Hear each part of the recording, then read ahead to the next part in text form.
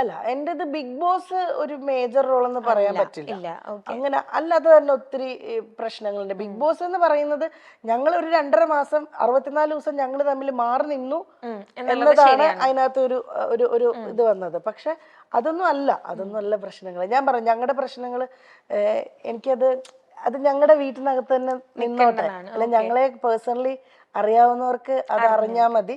അത് പബ്ലിക്കായിട്ട് ഞാനായാലും കണ്ണനായാലും പറയാൻ ആഗ്രഹിക്കാത്തത് അത് വേണ്ടാന്ന് വെച്ചിട്ടാ. അല്ലെ എനിക്കും പറയാം, കണ്ണനും പറയാം, 2 പേർക്ക് ഉണ്ടാവുമല്ലോ പറയാൻ ഒത്തിരി കാര്യങ്ങൾ.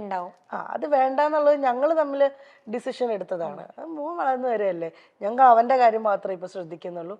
അവന്റെ കാര്യം നോക്കി അവന് നല്ലൊരു അച്ഛനാണ് കണ്ണൻ, അവന് നല്ലൊരു അമ്മയാണ് ഞാനെന്നാണ് എന്റെ വിശ്വാസം. അപ്പൊ അങ്ങനെ അങ്ങ് പോട്ടെ, അവന് ഹാപ്പിയാണ്. അവന്റെ ടീച്ചേഴ്സ് പറയാറുണ്ട് അവിടെ സിംഗിൾ മദേഴ്സ് ഉണ്ട്, അച്ഛന്റെ കൂടെ മാത്രം ഉള്ള കുട്ടികളുണ്ട്.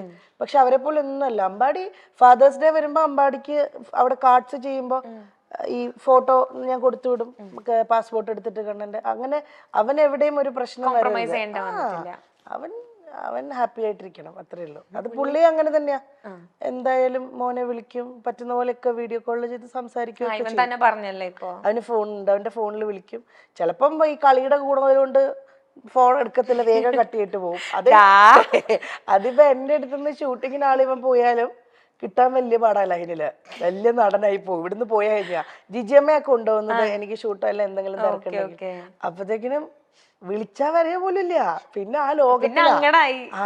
പിന്നെ രാത്രിയിലൊക്കെ അമ്മ ഷൂട്ടിങ് ഉറക്കം വരുന്നത് ഭയങ്കര സംഭവമാണ്. ചേച്ചി പോവാറുണ്ട് അവന്റെ കൂടെ? വല്ലപ്പോഴും ഒക്കെ പോവാറുണ്ട്. പക്ഷെ കണ്ടിന്യൂസ് നിക്കത്തില്ല ഞാൻ. കാരണം ഇവന് ഇഷ്ടം ഇവന്റെ ആ സർക്കിളിൽ അങ്ങനെ നിക്കാനാ. ഞാൻ എന്റെ കുറച്ച് റെസ്ട്രിക്ഷൻ വരും. അമ്പാടി ഇവിടെ വാ, അമ്പാടി ഇവിടെ നിൽക്കി, അമ്പാടി ഇവിടെ നിൽക്കി. ഞാനില്ലെങ്കിൽ ജിജിയമ്മയുടെ അടുത്ത് കുറച്ചൊക്കെ നമ്പർ എടുക്കും. പിന്നെ ചെറുതും കൂടെ ആണല്ലോ, അപ്പൊ ഭയങ്കര കൺസേൺ കൂടെ കിട്ടണം കള്ള നിനക്ക്, അല്ലേ? അതെ. ഇപ്പൊ ഞാൻ ചേച്ചിയുടെ അടുത്തൊരു ക്വസ്റ്റ്യൻ ചോദിക്കുകയാണെങ്കിൽ, നമ്മുടെ പ്രൊഫഷണൽ ലൈഫിൽ ഭയങ്കരമായിട്ട് ഷൈൻ ചെയ്ത് നിൽക്കുന്ന ഒരാളാ ചേച്ചി, ഭയങ്കരമായിട്ട് എല്ലാവരും നോട്ടീസ് ചെയ്യുന്ന ഒരാളാ ചേച്ചി. ചേച്ചിക്ക് എപ്പോഴെങ്കിലും തോന്നിയിട്ടുണ്ടോ പേഴ്സണൽ ലൈഫിൽ ഒരു ഫെയിലിയർ ആയി പോയി എന്ന് തോന്നണുണ്ടോ? ഇല്ലില്ല, ആ സ്റ്റേജ് കഴിഞ്ഞു മോളെ. ഞാൻ പറഞ്ഞല്ലോ, ഞാൻ പറഞ്ഞില്ലേ നേരത്തെ, എന്ത് പ്രശ്നം വന്നാലും നമ്മൾ അവിടുന്ന് തിരിച്ച് എണീറ്റ് വരിക എന്നുള്ളതാ. അങ്ങനെ തിരിച്ചിപ്പോ ഞാൻ എണീറ്റ് വന്നിട്ടുണ്ട്. പിന്നെ അത് ഫെയിലിയർ ആയിന്ന് തോന്നാൻ ഇപ്പൊ ഫാമിലി ലൈഫ് ഇല്ല എന്ന് പറയുന്ന ഒരു ഹസ്ബൻഡ് വൈഫ് അങ്ങനെ ഒരു റിലേഷൻ ഇല്ല എന്നൊഴിച്ച് എൻ്റെ കൂടെ എനിക്ക് മോനുണ്ട്. എനിക്ക് ഫാമിലി എന്ന് പറയാൻ എനിക്ക് മോനുണ്ട്. എന്നെ അങ്ങനെ സ്നേഹിക്കുന്ന കുറെ സുഹൃത്തുക്കളുണ്ട്. എൻ്റെ കൂടെ കൈപിടിച്ച് നിൽക്കാൻ എന്നെ ഉറപ്പായിട്ടും എൻ്റെ ബന്ധുക്കളൊക്കെ പണ്ടത്തെക്കാളും അവരെല്ലാവരുമായിട്ട് ഞാൻ കുറെ കൂടെ അറ്റാച്ച്ഡ് ആയിപ്പോ. ബിഗ് ബോസിന്റെ സമയങ്ങളിലെക്കാളും ഒക്കെ എൻ്റെ ബന്ധുക്കൾ എല്ലാവരുമായിട്ടും വരലുണ്ട്. എനിക്കൊരു ചേട്ടനുണ്ട്. ചേട്ടൻ്റെ പേര് ശരത് എന്നാണ്. ചേട്ടന് വൈഫ് പ്രിയ, അവർക്ക് 2 മക്കളുണ്ട്. ഒക്കെ അവര് വരും. അമ്പാടിക്ക് ഭയങ്കര ജീവനാണ്, ഭയങ്കര ഇഷ്ടമാണ് അവരെ. അപ്പൊ അങ്ങനെ എനിക്ക് ഫാമിലി എന്ന് പറഞ്ഞാൽ എനിക്ക് കുറെ പേരുണ്ട് ഇപ്പോ. സ്വന്തമായിട്ട് ബന്ധുക്കളായിട്ടും സുഹൃത്തുക്കളായിട്ടും എന്നൊക്കെ പറഞ്ഞ്. അപ്പൊ അതിനകത്ത് ഇങ്ങനെ ഒരു സംഭവം ഒഴിച്ചാൽ അപ്പൊ അതെപ്പോഴും നമുക്കുള്ളിലൊരു വിഷമമാണത്. അതൊരിക്കലും അയ്യോ ഞാൻ പരാജയപ്പെട്ടു പോയി, ഞാൻ സക്സസ്ഫുൾ ആണ്. എൻ്റെ മോനെ ഞാൻ സക്സസ്ഫുൾ ആയിട്ട് തന്നെ ഇരിക്കുന്നത്. എൻ്റെ മോനെ ഞാൻ നന്നായിട്ട് എനിക്ക് നോക്കാൻ പറ്റുന്നുണ്ട്, അവന്റെ കാര്യങ്ങൾ നോക്കാൻ പറ്റുന്നുണ്ട്, അവൻ ഹാപ്പിയാണ്. ആ രീതിയിൽ ഞാൻ 100% സക്സസ്ഫുൾ ആണ്. ഇൻഡസ്ട്രിയിലും വലിയ കുഴപ്പമില്ല. അതിങ്ങനെ ഇങ്ങനെയാണ് പൊയ്ക്കൊണ്ടിരിക്കുന്നത്. കയറി ഇറങ്ങി അത് ഞാൻ പറഞ്ഞൊരു ബ്രേക്ക് ത്രൂ കിട്ടുന്നവരെ നമ്മൾ ക്ഷമിക്കുക, വെയിറ്റ് ചെയ്യാന്നേ ഉള്ളൂ. ആ വെയിറ്റ് ചെയ്യണം, ബാക്കിലോട്ട് പോവാതെ, അത്രേ ഉള്ളൂ.